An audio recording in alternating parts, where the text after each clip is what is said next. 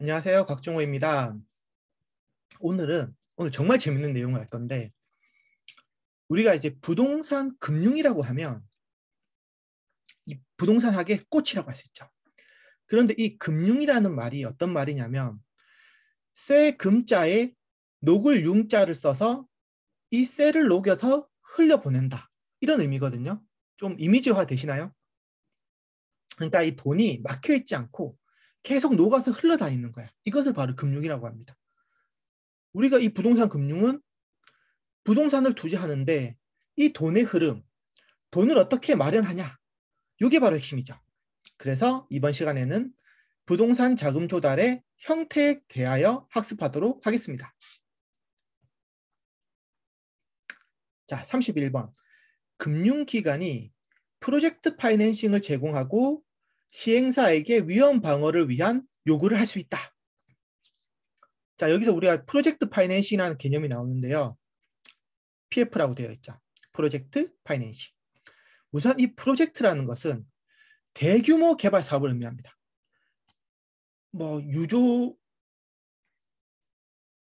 원유 개발하는 그런 곳을 짓는다든지 아니면 고속도로를 짓는 것처럼 굉장히 큰 개발 사업을 말하고, 파이낸싱은 금융을 의미합니다. 그래서 이거 우리말로 번역해보면 대규모 개발 사업을 위한 자금 조달이라고 해석할 수 있는데 폼이 안 나죠. 그래서 PF, 폼나게 프로젝트 파이낸싱이라고 합니다. 자, 제가 대규모라고 하면서 원유 생산 시설이나 고속도로 정도는 돼야 된다고 했었죠. 프로젝트 정도 되려면. 그럼 우리가 우리나라에서 가장 유명했던 요 프로젝트 파이낸싱으로 한 공사는 이제 인천 신공항 고속도로인데, 이 인천 신공항 고속도로를 만드는데 한 2조 원 정도가 필요했거든요. 그래서 이 삼성물산이, 그러니까 민간 투자로 삼성 컨소시엄에서, 컨소시엄이라는 거는 사업자들의 모임입니다. 한 3천억 정도를 마련을 했어. 그런데 공사는 2조 원이 드는데 3천억밖에 없으니까 1조 7천억 원이나 모자라네.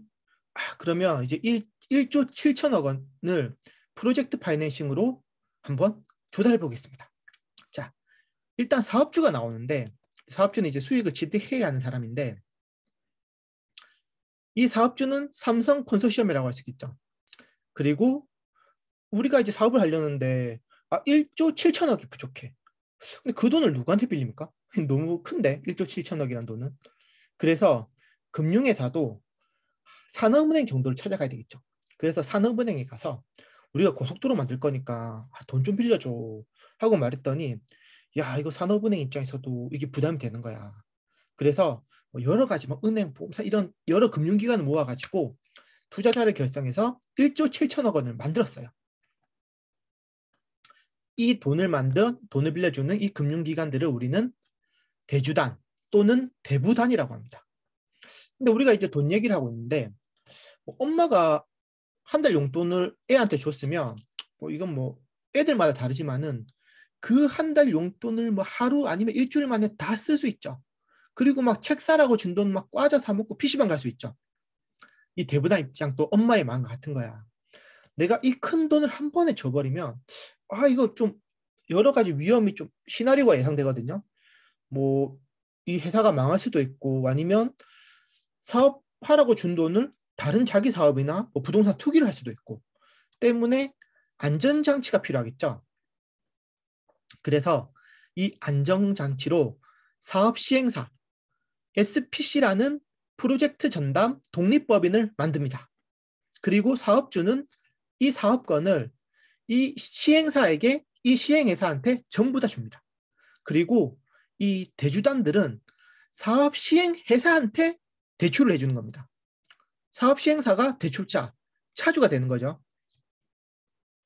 그럼 여기서 나온 수익은 사업주가 가지고 가고, 원리금은 이제 대부단이 받아가는, 이렇게 아름다운 구조가 나오는 거죠. 만약 이렇게 되면은 이 사업 시행사가 있고, 이 사업 시행사를 중간으로 해서 사업주도 있고 대주단도 있으니까, 만약에 사업이 망했어.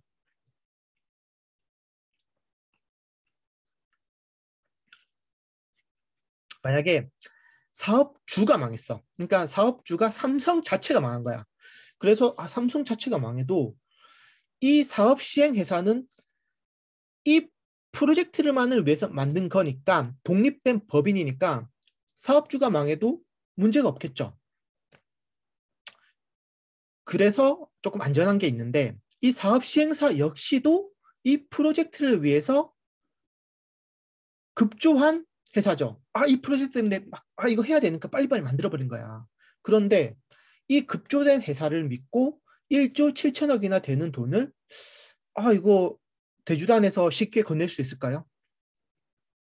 대체 이 1조 7천 원이나 되는 돈을 대주단에서는 왜 사업 시행사한테 주는 걸까? 일단 이 사람들이 믿는 거는 첫 번째로는 장래의 현금 흐름을 담보로 대출을 해주는 겁니다. 도로비 받을 거니까 이 사업에서 장기적으로 돈을 많이 벌 거니까 야 이거 대출 해준다. 신용대출하고 비슷하죠. 사실 신용대출 방식으로 대출해 주는 겁니다. 굉장히 위험이 있죠. 그러니까 이자도 높고 수익이 높겠죠. 자, 우리가 이제 고수익, 고이자는 좋은데 이 대주자 입장에서는 이 위험이 사실 걱정이 되잖아요.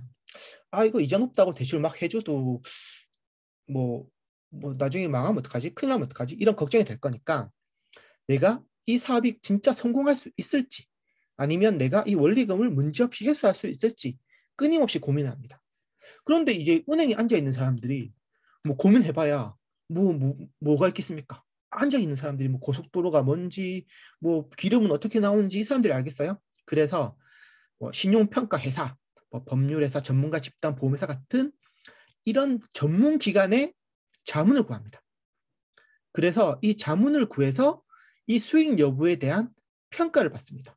그래서 이 평가에 따라서 내가 이 돈을 빌려줄지 말지 정하게 되는 거죠. 그런데 이 평가 회사의 평가가 신용평가 회사의 평가가 엉터리면 어떻게 됩니까? 이거 난리 나겠죠? 그러니까 너네 절대 엉터리로 하지 마. 만약 니네가 엉터리로 했지? 그러면 니네가 책임져. 어떻게 책임집니까? 보증서면 되죠. 니네가 보증서. 그리고 야 도곡건설회사 니네도 막 시멘트에 물 너무 많이 파고 물 너무 많이 썼고 막 건물 무너지고 하면 이거 어떻게? 만약 부실 공사하면 니네가 책임져. 니네도 보증서. 그리고 뭐 인천공항 고속도로 지역? 야 이거 사업성은 있는데 만약에 공항이 이전하면 공항이 문 닫으면 우리 어떻게 돼? 우리 망하는 거지. 그러니까 정부 니네도 우리한테 약속해. 공항 이전 안 한다고 보증해. 그래야지 우리가 이 돈 투자할 거야. 돈 줄 거야. 보증서라라고 이야기하겠죠. 보증. 이 보증을 통해서 최대한 위험을 피하고 전가시키려고 하겠죠. 뭐 돈 있는 사람이 갑이니까요. 자, 프로젝트 파이낸싱에 대해서 다시 한번 정리하겠습니다. 첫 번째, 별개의 사업 시행 회사를 만든다. SPC, 프로젝트 전담 독립법인. 이 독립법인은 차주, 대주자한테 돈을 빌리는 이제 대출자가 되고 이 돈은 에스크로우 계좌로 운영됩니다. 그리고 두 번째, 장래의 현금 흐름을 담보한다. 때문에 굉장히 고위험하지만 고수익을 높은 이자를 기대할 수 있겠죠? 세 번째, 이 위험을 최대한 전가시키기 위해서 다양한 보증이 들어간다. 이렇게 정리할 수 있겠습니다.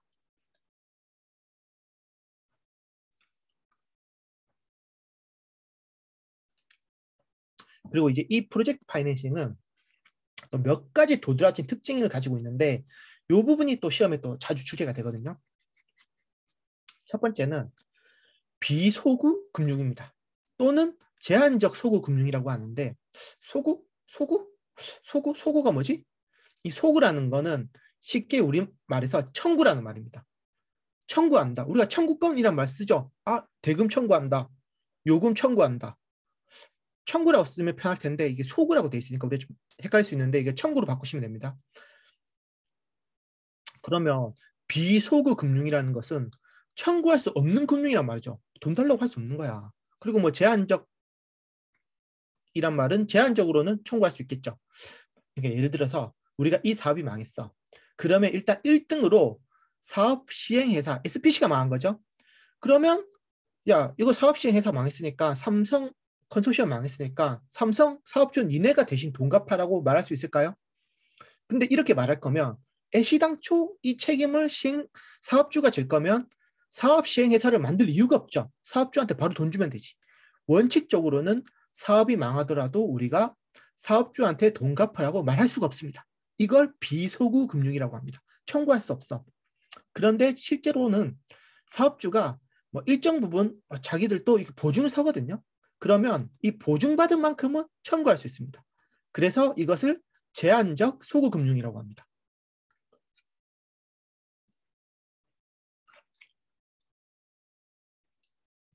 그리고 두 번째로 부외 금융이라고 합니다. 뭐 모조당 할 때 뭐 어미 못자를 쓴다더니 그럼 이거는 지압이 붙자인가요? 그런 게 아니라 이 부외 금융은 뭐냐면 장부외 금융이라죠. 장부외. 우리가 이제 사업주들은 이제 시행사가 있고 사업주가 있으면 사업주는 이 사업으로 인한 수익도 취득하지만 보통 이 사업주들이 뭐 건설사 이런 데가 많단 말이에요. 그러면 이 시행사가 뭐 건설이나 자재 공급들을 다 사업주 관련 회사들한테 받겠죠.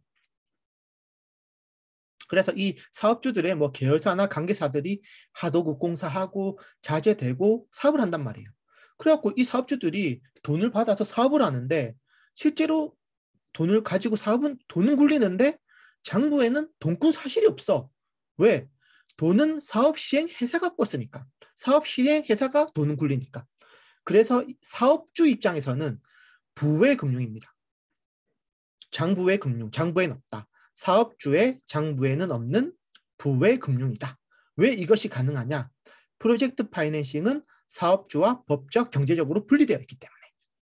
자, 그리고 이제 그 다음에는 우리가 프로젝트 파이낸싱으로 인해서 정부의 비대칭 문제가 어느 정도 해결된다고 이야기합니다. 사업 시행 회사는 우리가 이 공사, 이 대형 프로젝트만을 위해 만든 회사예요. 다른 사업은 전혀 하지도 않죠.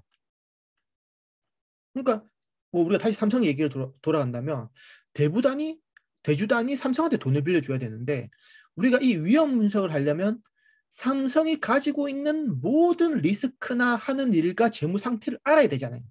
그런데 그걸 어떻게 알겠습니까? 삼성 자기들은 알고 있지만 돈 빌려주는 사람은 삼성만큼 알 수가 없죠. 정보의 비대칭성이 있는데 우리 이 프로젝트 파이낸싱은 딱 이 사업만 할 거기 때문에 요걸 파악하기 쉬운 거죠. 뭐 일반적인 회사와 금융기관은 정보의 비대칭 문제를 항상 가지고 있지만 왜냐하면 회사는 우리 건전하다. 우리 좋은 것만 보여준다. 이렇게 하고 금융기관은 그 사실 다 믿을 수 없거든요. 그런데 우리가 이 프로젝트 파이낸싱 같은 경우는 특정 사업만, 이 프로젝트 사업만 알면 되고 계약상 책임 소재를 명확히 확정 지을 수 있기 때문에 정보의 비대칭성이 해소된다고 할 수 있겠습니다. 그러면 이제 또 장점이 또 뭐가 있냐면 이미 기업들은 굉장히 많은 대출을 가지고 있잖아요. 기업 사업도 우리가 레버리지 효과를 생각을 하고 하기 때문에 그런데 프로젝트 파이낸싱은 딱 이 프로젝트만 떼서 이것만 떼서 이 시행회사에 대해서만 대출 평가를 하니까 이거 투자를 적정하게 할 수 있는 거야. 왜냐면은 막 기존 대출이 굉장히 많아서 대출이 제한적으로 나갈 수밖에 없는데 사업주 같은 경우는 시행사 같은 경우는 이제 새로 나온 독립법인이니까 이거 과소 투자를 방지할 수 있는 거죠. 필요한 만큼 대출을 뗄 수 있는 거죠. 자, 그럼 31번 금융기관 즉 대주단은 위험 방어를 위해서 다양한 요구, 보증을 요구한다. 할 수 있겠죠? 보증을 요구할 수 있겠죠? 이제 31번 해결됐다고 생각 전 하면서 자, 32번으로 넘어가겠습니다. 32번은 뭐냐면 이건 이제 뭐 SOC 프로젝트 파이낸싱이라고 사회 간접 자본에 대한 프로젝트 파이낸싱 이야기입니다. 영화가 많이 나오니까 어려워 보이는데 전혀 어렵지가 않습니다. 이런 문제는 나오면 땡큐야.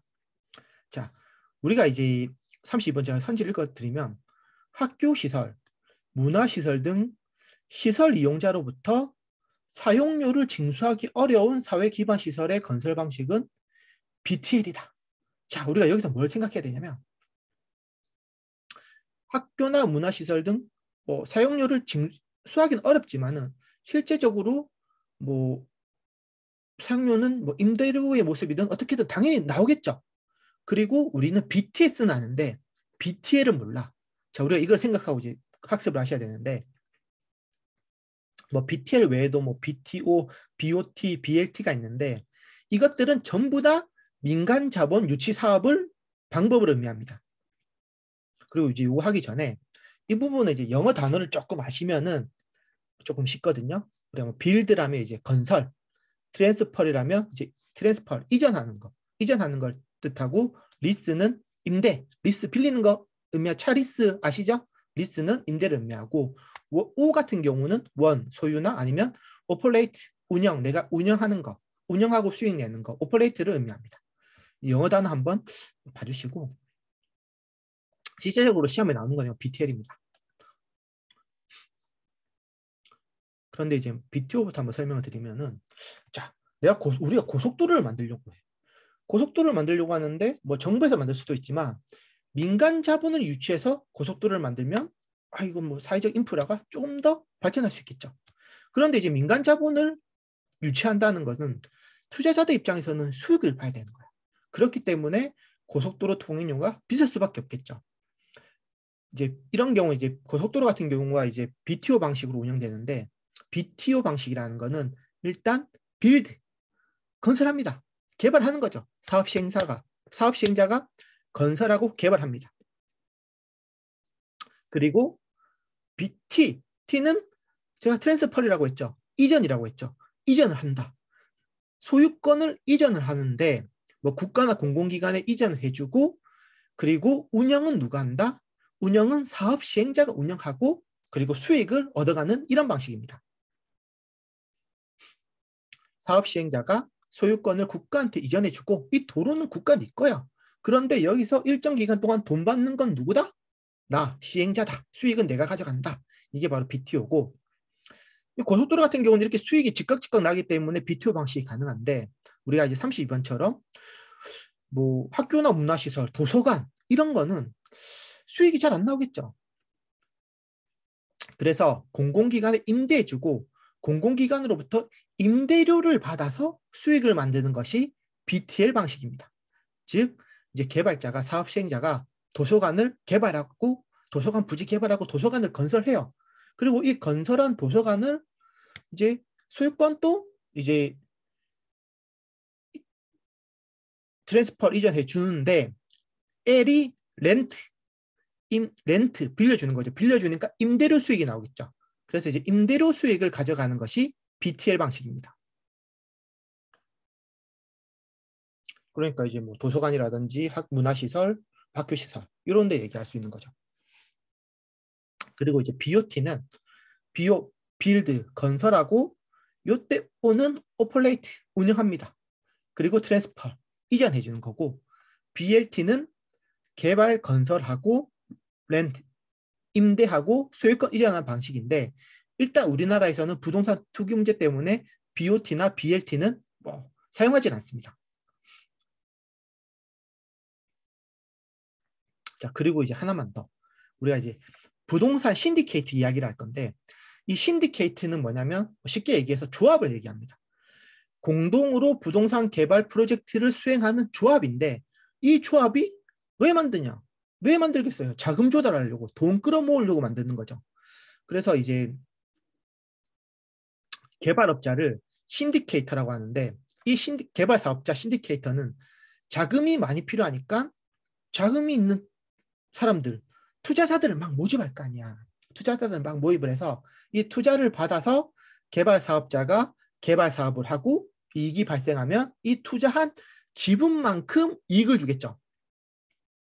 지분만큼 이익을 준다는 말은 책임도 투자자들은 지분만큼 지겠죠. 이익이 안 나오고 망한다면 이 투자자들은 내 지분만큼 손실을 보니까 지분만큼의 유한 책임을 질 거고 개발업자 같은 경우 신디케이터는 무한 책임을 져야죠. 무한 책임입니다. 신디케이터는 조합이다. 자, 오늘은 부동산 금융의 꽃이라고 할 수 있는 부동산 자금 조달에 대해서 이야기했습니다. 제가 말씀드린 포인트를 반드시 기억하시고 반복해 주시고 이 정도만 알아도 충분하다고 저는 믿어 의심치 않습니다. 들어가면 이 부분도 너무 어렵습니다. 시청해 주셔서 감사드리며 다음 강에서 더 좋은 모습으로 뵙겠습니다.